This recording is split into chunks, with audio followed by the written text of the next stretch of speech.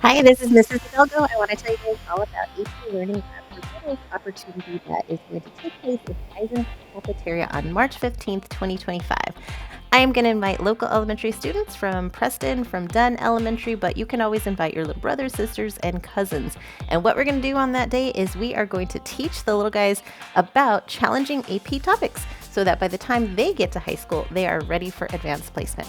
So why should you participate? Well, reason number one is that you are going to get recognition through the College Board, a certificate on your AP score report that is going to designate that you actually did something for your community. It's called AP with B service recognition.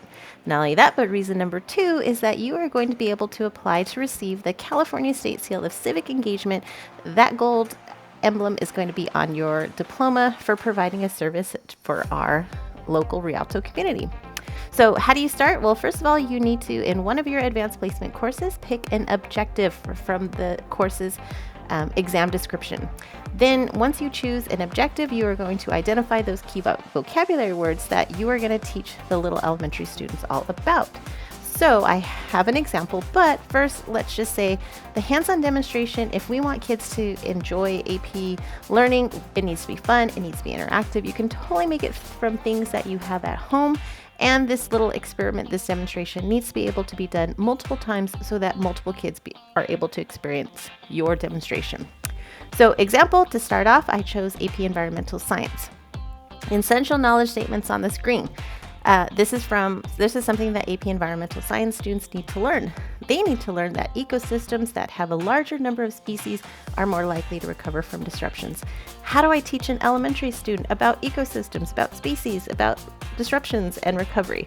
Let me show you. And how do I make that fun? So I take 2 cookie jars that I have at home, and I'm going to tell these students that these represent ecosystems. These are living spaces that are going to be biodiverse. So I'm going to start telling these little guys that in an ecosystem, there are food sources, there are things that help the species develop habitats. And so I'm just really using beans and little toys that I had at home to represent biodiversity. And then of course, when it comes to species, I want to tell the students that fish live there. So when I start to have at my demonstration table, the students start to develop one ecosystem that is more diverse than the other. That's the goal here. And so I let the little guys keep adding the beans, the toys, the fish, so that by the time we are ready, we have one ecosystem that is more diverse than the other. Ecosystem 2 is more diverse. So let me go back and remind you that I have this learning objective. How am I going to teach the little guys about a disruption and about recovery? That's easy. I take my hands and I scoop down into both of their created ecosystems, and I take a scoop out that represents habitat loss. And then what they see after is that ecosystem 2 still has more food sources, still has more to the habitat, and would be better able to recover after the habitat loss and the discovery. So I have figured out a fun way to teach the little guys an AP Environmental Science objective. So these vocabulary words, I would want to make sure that during my demonstration, I've taught them all about, and I have.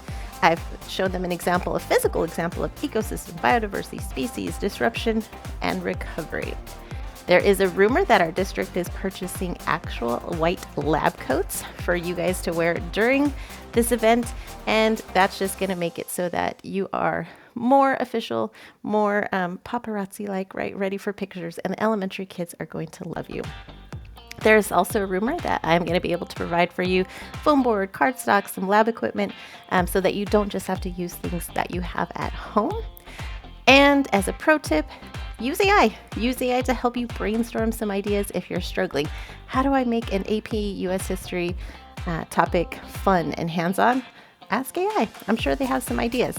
So please visit Eisenhower's Advanced Placement page. Go sign up. When you go to our school's website, there's an Advanced Placement section under Academics. There's a tab, AP Service with We, and that is where you will find the Google form that you can turn in to say, I am interested, and then I can start making contact with you.